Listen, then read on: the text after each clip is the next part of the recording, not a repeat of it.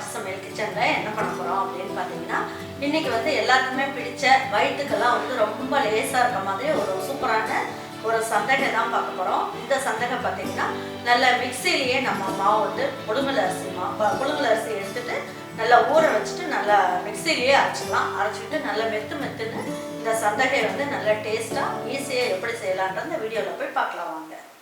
இந்த மாதிரி புழுங்கல் அரிசி இருக்கு இல்லையா, இட்லி அரிசியில் புழுங்கரிசி இருந்தாலும் பரவாயில்ல, அப்படி இல்லைன்னா நமக்கு வந்து நம்ம வீட்டில் சாப்பாடு செய்வோம்ல அந்த புழுங்கரிசி இருந்தாலும் பரவாயில்ல. இது வந்து உங்களுக்கு எவ்வளோ வேணுமோ நீங்கள் போட்டுக்கங்க. நான் வந்து இன்றைக்கி ஒரு 1/2 கிலோ அளவுக்கு நான் புழுங்கல் அரிசியை தண்ணியில் போட்டு ஊற வச்சுருக்கேன். தண்ணியில் போட்டு 3 மணி நேரம் ஊற வச்சுட்டேன். நல்லா கழுவி எடுத்து வச்சுருக்கேன். இதை வந்து நம்ம மிக்சிலேயே அரைச்சிக்கலாம். கிரைண்டரில் அரைக்கணும்னு அவசியம் இல்லை, மிக்சிலேயே அரைச்சிக்கலாம். நல்லா தண்ணி ஊற்றி நல்லா தாராளமாக அரைச்சிக்கலாம்.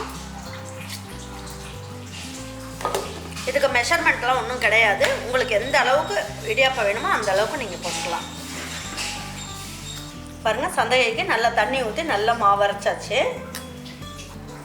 நல்லா தண்ணியாகவே நல்லா தண்ணி ஊற்றி நல்லா தாராளமாக அரைச்சிக்கலாம். மீதி இருக்க அரிசியும் இதில் போட்டுடலாம். பாருங்கள், அரைக்கும் போதே நம்ம என்ன பண்ணலாம், இந்த இடியாப்பத்துக்கு தேவையான அளவுக்கு உப்பையும் போட்டுடலாம். இப்போ இதையும் நல்லா நைஸாக அரைச்சிக்கலாம். தேவையான அளவுக்கு தண்ணி ஊற்றி தாராளமாக அரைச்சிக்கலாம். பாருங்கள், உப்பு போட்டு நல்லா தாராளமாக தண்ணி ஊற்றி நல்லா நைஸாக அரைச்சிட்டோம். நம்ம மாவு வந்து நல்லா நைஸாக அரைச்சாச்சுங்க. பாருங்கள் எவ்வளோ நல்லா நைஸாக இருக்குன்ட்டு. கொஞ்சமாக மிக்ஸி ஜாரையும் கொஞ்சமாக தண்ணி ஊற்றி இதில் ஊற்றிடலாம்.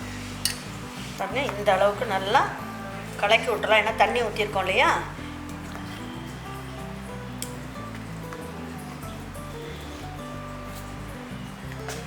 பாருங்கள், இந்த அளவுக்கு நம்ம வந்து இட்லி மாவு பக்குவத்துக்கு நம்ம வந்து நல்லா தண்ணியாக உப்பு போட்டு நல்லா கரைச்சி வச்சுக்கலாம்.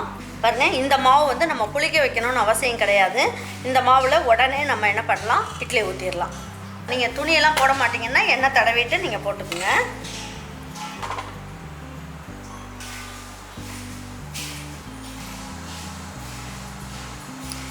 பாருங்கள், நல்லா தண்ணி காஞ்சிக்கிட்டு இருக்கு. இதில் வச்சு ஒவ்வொரு தட்டாக வச்சு வேக வைக்கலாம். இப்போ பாருங்கள், இப்போ இந்த ஒரு தட்டு வேகட்டும். வெந்ததுக்கப்புறம் டக்குன்னு நம்ம இடியாப்பம் புளிஞ்சிடலாம். பாருங்கள், ஒரு 1/4 மூடி அளவுக்கு தேங்காய் துருவல் போட்டுக்கலாம்.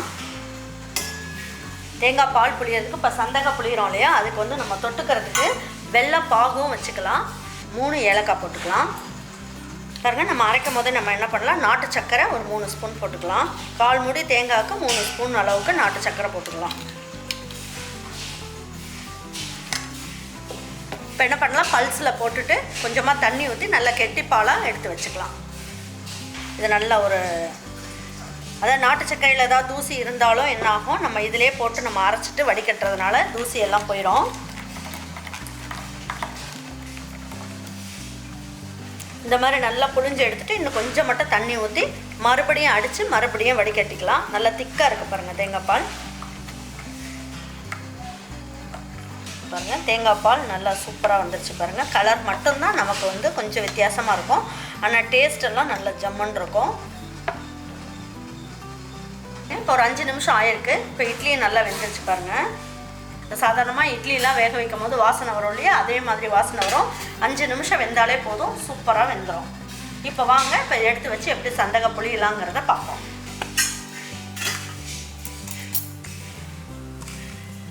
பாருங்கள், இந்த மாதிரி இட்லி எடுத்து இந்த மாதிரி சந்தகை குழாய் இருக்கு இல்லையா, அதில் போட்டுக்கலாம். நல்லா சூடாகவே எடுத்து போட்டுட்டிங்க அப்படின்னா சீக்கிரமாக வெந்துடும். இப்போ நம்ம இந்த இட்லியை வந்து இதில் எடுத்து 2 சந்தகை குழாயில் போட்டோம் இல்லையா, போட்டதுக்கப்புறம் இதையும் இந்த மாதிரி மூடி வச்சுருங்க. மூடி வச்சுட்டிங்கன்னா காஞ்சி போகாமல் இருக்கும்.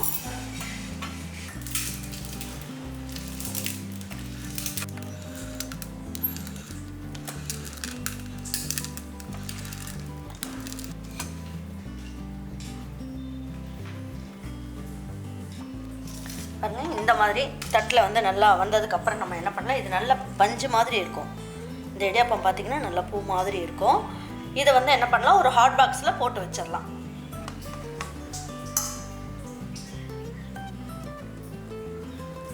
இப்போ ஒரு ஹாட் பாக்ஸ் மூடி வச்சு மூடிடலாம். நல்லா சூடாகவே இருக்கும் சாப்பிடும் போது.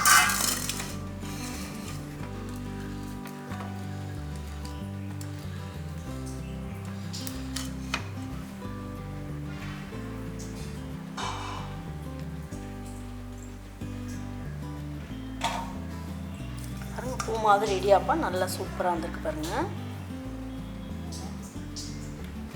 பாருங்கள், இடியாப்பத்தை எடுத்து ஹாட் பாக்ஸில் போட்டு வச்சுக்கலாம். பாருங்கள், சுட சுட நல்ல இடியாப்பம் நல்லா அருமையாக வந்துருச்சு.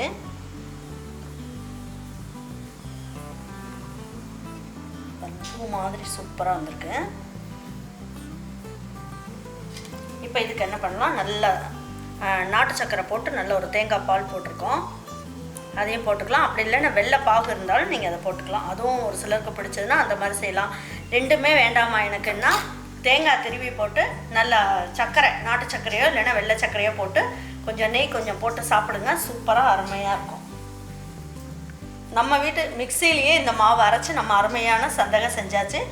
சந்தகை அப்படிங்கிறது மாவாட்டி இட்லி சுட்டு அதுக்கப்புறமா நம்ம வந்து சந்தகை குறையில வச்சு புளிவோம். ஆனால் இடியாப்பம் அப்படிங்கிறது மாவில் சுடுதண்ணி ஊற்றி நல்லா பிசைஞ்சிட்டு அதுக்கப்புறம் அதை ஆவியில் வேக வச்சு எடுப்போம். இதுதான் வித்தியாசம். ஆனால் சந்தகை வந்து நம்ம செய்யறதுக்கு மாவாட்டி இட்லி ஊற்றி செய்யும் போது நல்லா பூ மாதிரி இருக்கும். சாயந்தரம் காலையில் செஞ்சிங்கன்னா கூட சாயந்தரம் சாப்பிடும் போது நல்லா மெத்துன்னு இருக்கும். ஆனால் இடியாப்பம் வந்து ஒரு அளவுக்கு நம்ம வச்சுருக்கலாம், அவ்வளோதான். ரொம்ப நேரம் நம்ம வச்சுருந்தோம்னா ஒரு மாதிரி ட்ரை ஆன மாதிரி ஆயிரும். இதே மாதிரி ஒரு சந்தகையை உங்கள் வீட்டில் இருக்கவங்க எல்லாருக்குமே நான் சொன்ன மெத்தடில் நீங்கள் செஞ்சு கொடுத்து பாருங்கள். உங்கள் வீட்டில் இருக்கவங்க எல்லாருமே எனக்கு சந்தகையே செஞ்சு கொடு அப்படின்ற மாதிரி கேட்பாங்க. அந்த அளவுக்கு டேஸ்ட் நல்லாயிருக்கும். நீங்களும் உங்கள் வீட்டில் இருக்கவங்களுக்குலாம் செஞ்சு கொடுத்துட்டு அவங்களுக்குலாம் பிடிச்சிருந்ததுன்னா லைக் பண்ணுங்கள், ஷேர் பண்ணுங்கள், சப்ஸ்கிரைப் பண்ணுங்கள், மறந்துடாமல் கமெண்ட்ஸ் பண்ணுங்கள். தேங்க்யூ ஃபார் வாட்சிங் ஈரோடு அம்மாச்சி சமையல். தேங்க்யூ.